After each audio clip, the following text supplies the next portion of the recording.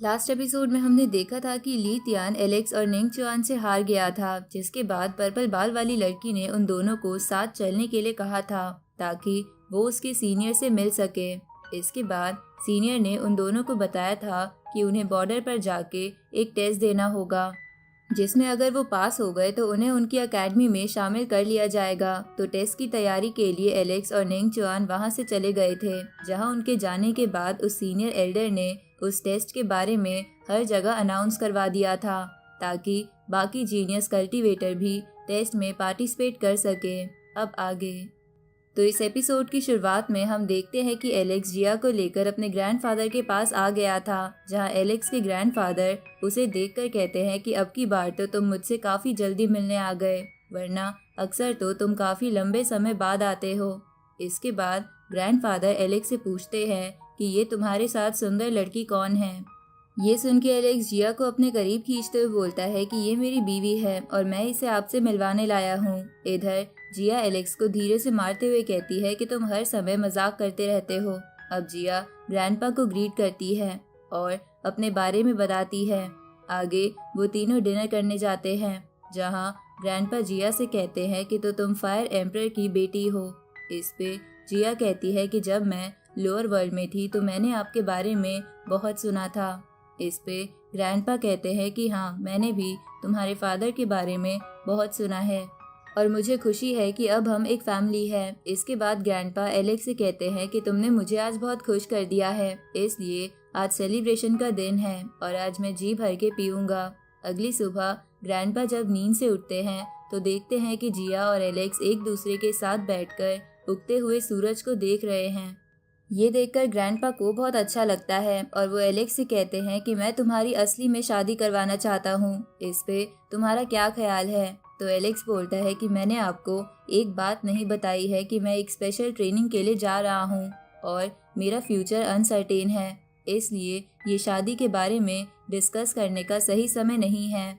ये सब सुन के जिया को अच्छा नहीं लगता, पर एलेक्स अपने मन में सोच रहा था कि वो बॉर्डर वाला एरिया खतरों से भरा पड़ा है। अगर मैं वापस नहीं लौट पाया और मैंने जिया से शादी भी कर ली तो जिया की जिंदगी खराब हो जाएगी। उसी वक्त ग्रैंडपा एलेक्स से कहते हैं कि क्या तुम उस खतरनाक बॉर्डर एरिया में जा रहे हो। इस पे एलेक्स हाँ करता है और उन्हें सब कुछ बता देता है। तो ग्रैंडपा एलेक्स से कहते हैं कि तुम अब बड़े हो गए हो और अपने डिसीजन ले सकते हो, इसलिए मैं तुम्हें रोकूंगा नहीं। अब एलेक्स जिया के पास आता है तो जिया एलेक्स से कहती है कि ग्रैंडपा भी बता रहे हैं कि वो बॉर्डर वाला एरिया खतरनाक है, अगर तुम वहां जाओगे तो पता नहीं हम दोबारा कब मिल पाएंगे। पर एलेक्स इसका जवाब नहीं देता और जिया से पूछता है कि तुम अब कहाँ जाना चाहती हो, मैं तुम्हें वहाँ छोड़ देता हूँ। इस पे जिया कहती है कि अपर वर्ल्ड में सिर्फ मेरे फादर और तुम ही मेरा इकलौता सहारा हो और अब तुम जा रहे हो तो शायद मुझे अपने फादर के पास ही जाना चाहिए। तभी एलेक्स जिया को परेशान देखकर उससे कहता है कि तुम चिंता मत करो, मुझे कोई नहीं मार सकता और मैं जिंदा वापस जरूर आऊँगा। इस पे जिया बोलती है कि लोगों का मानना है कि जल्द ही इस वर्ल्ड में डिजास्टर आएगा, अगर ऐसा असलियत में हुआ तो पता नहीं मैं तुम्हें कैसे ढूंढूंगी। ये सुन के एलेक्स जिया से कहता है कि अगर ऐसा हुआ तो चिंता मत करो, मैं तुम्हें प्रॉमिस करता हूँ कि मैं तुम्हें बचाने वापस ज़रूर आऊँगा और अगर मैंने अपना वादा तोड़ा तो मेरी सोल डिस्ट्रॉय हो जाएगी। तभी जिया एलेक्स को चुप करा देती है क्योंकि वो नहीं चाहती थी कि एलेक्स अपने मरने की बात करे। इसके बाद एलेक्स जिया से कहता है कि चलो मैं तुम्हें तुम्हारे फादर के पास छोड़ दूँ। आगे एलेक्स जिया को उसके फादर के घर पे ले आता है और उससे कहता है कि तुम यही रुककर अपने फादर के लौटने का इंतजार करो। लेकिन जिया एलेक्स से बोलती है कि क्या मैं तुम्हें बॉर्डर तक छोड़ने आ सकती हूँ। इस पे एलेक्स कहता है कि अगर तुम ऐसा करोगी तो मुझे चिंता होगी कि तुम वापस घर सही सलामत लौटी या नहीं, इसलिए तुम यही रहो। अब एलेक्स वहाँ से जाने लगता है तो जिया एलेक्स से कहती है कि क्या तुम मुझे उस बैम्बू फॉरेस्ट में ले जा सकते हो, मैं वहीं रहना पसंद करूंगी। तो एलेक्स जिया को बैम्बू फॉरेस्ट में ले आता है तो जिया कहती है कि मुझे ये जगह पसंद है और मैं यहाँ तुम्हारा इंतज़ार भी कर पाऊंगी क्योंकि ये जगह हमारी कई यादों से जुड़ी है। अब जिया अपने मन में सोचती है कि मैं एलेक्स को जाने तो नहीं देना चाहती, पर कुछ लोगों के साथ हमेशा नहीं रहा जा सकता, इसलिए मुझे एलेक्स को जाने ही देना होगा। अब जिया एलेक्स से कहती है कि मैं होप करूंगी कि ये जगह तुम्हें वापस लौटने की याद दिलाती रहे।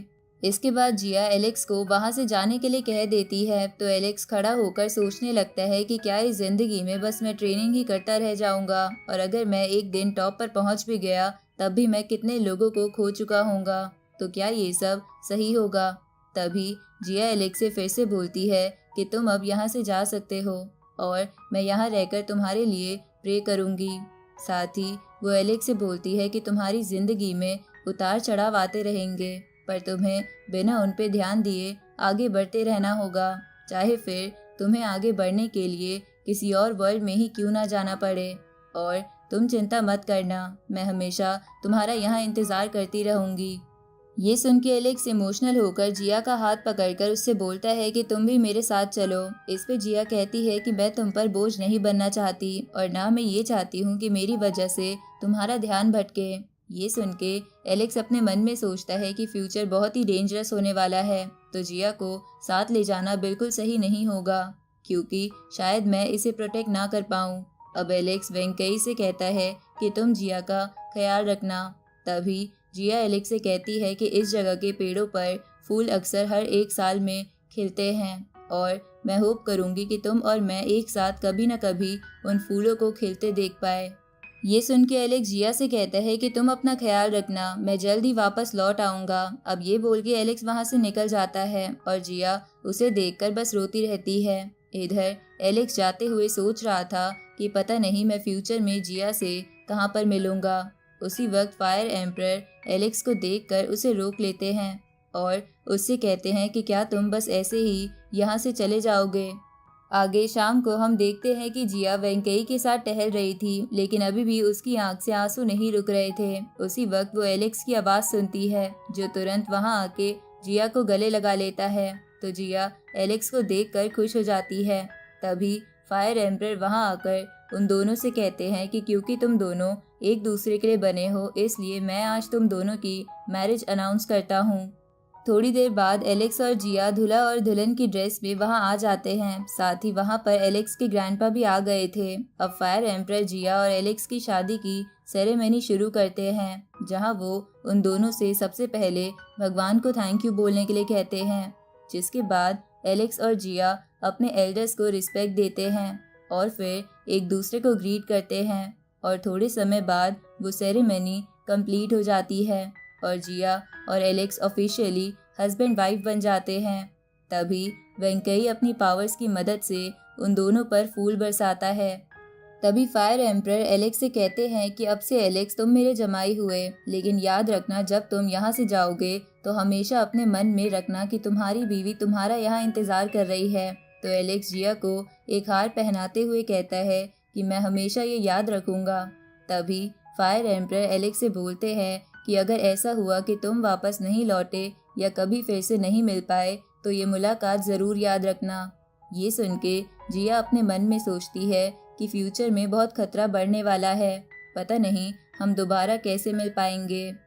तभी एलेक्स जिया से कहता है कि मैं वापस ज़रूर लौटूंगा। उसी वक्त हम थोड़े समय पहले का टाइम देखते हैं जब एलेक्स वहाँ से जा रहा था और फायर एम्परर एलेक्स से कह रहे थे कि जिया ने काफ़ी लंबे समय तक तुम्हारा इंतज़ार करा है, तो क्या तुम उसे ऐसे ही छोड़ के चले जाओगे? तुम्हें कम से कम उससे शादी कर लेनी चाहिए ताकि उसे थोड़ी खुशी मिले। ये सुन के एलेक्स ने फायर एम्परर से कहा था कि अगर मैं वापस नहीं लौट पाया तो शादी करने के बाद जिया की ज़िंदगी खराब हो जाएगी। ये सुन के फायर एम्परर ने एलेक्स से बोला था कि भले ही तुम उससे शादी ना करो और वापस ना लौटो, तो तुम्हें क्या लगता है जिया किसी और से शादी कर लेगी? वो हमेशा तुम्हारा ही इंतज़ार करती रहेगी। इधर प्रेजेंट में एलेक्स लाइटनिंग की कसम खाकर कहता है कि भले ही फ्यूचर में कंडीशंस कैसी भी हो, मैं सब कुछ चेंज करके जिया के पास वापस ज़रूर लौटूंगा। चाहे मेरी मौत भी हो जाए तब भी मैं दूसरा जन्म लेकर जिया के पास वापस आऊँगा।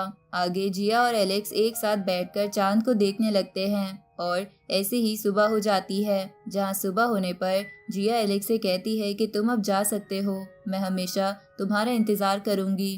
अब एलेक्स वहाँ से निकल जाता है और उस सीनियर एल्डर के पास आ जाता है, जहाँ पर लिन तियान और पर्पल बाल वाली लड़की पहले से खड़ी थी।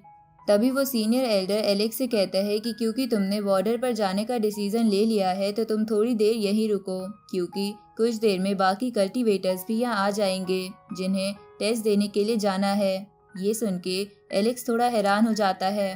तो पर्पल बाल वाली लड़की कहती है कि तुम्हारे जाने के बाद सीनियर एल्डर ने ये टेस्ट सबके लिए अनाउंस कर दिया था ताकि हर एक जीनियस इसमें पार्टिसिपेट कर सके और उन सबको हमारी एकेडमी में ज्वाइन होने का मौका मिल सके।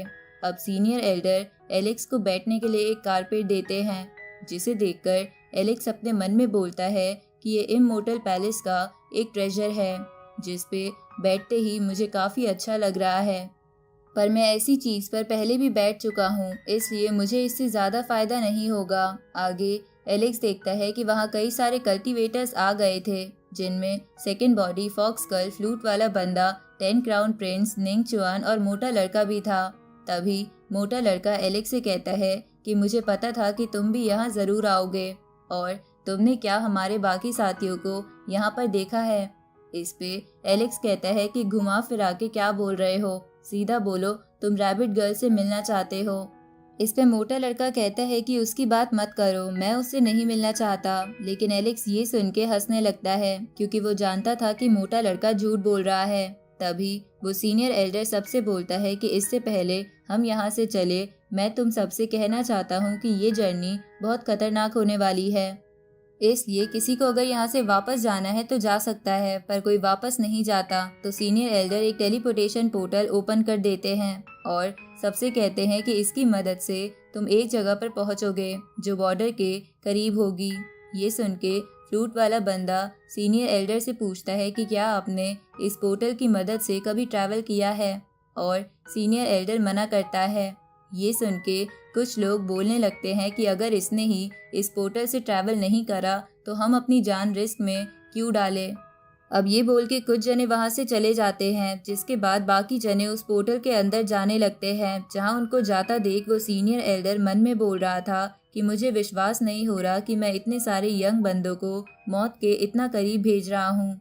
आगे हम देखते हैं कि एलेक्स टेलीपोर्ट होकर एक डार्क फॉरेस्ट में आ जाता है, जहाँ आकर वो बोलता है कि अभी अभी मोटा लड़का मेरे पीछे ही था, पर पता नहीं अचानक से वो कहाँ चला गया। तभी एलेक्स को एक आवाज़ आती है और उसी वक्त उस पर एक अटैक होता है, लेकिन एलेक्स उस अटैक से बच जाता है। उसी वक्त एक कल्टीवेटर मदद के लिए उसके पास भागता हुआ आने लगता है, लेकिन एक एनर्जी उसे उस कल्टीवेटर को कहीं खींच लेती है।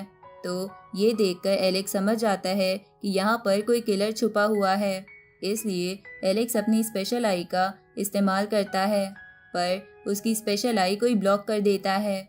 ये देखकर एलेक्स तुरंत ही अपनी स्वॉर्ड निकालकर उस डायरेक्शन में अटैक करता है, जहां उस डायरेक्शन से वापस एक अटैक उसकी तरफ आता है। तो एलेक्स उस पूरे एरिया में स्वॉर्ड की बारिश कर देता है। तभी एलेक्स के सामने एक बहुत बड़ा एनर्जी का क्लाउड आ जाता है और उसे पकड़ने की कोशिश करता है, लेकिन एलेक्स अपने चारों तरफ एक बैरियर बना लेता है। तभी एलेक्स उस क्लाउड के बीच एक बड़ी सी आग देखता है। साथ ही उस क्लाउड में से आवाज़ आ रही थी कि यहाँ पर तो मुझे काफ़ी खाना मिलने वाला है। अब इसी के साथ ये एपिसोड यहीं ख़त्म होता है।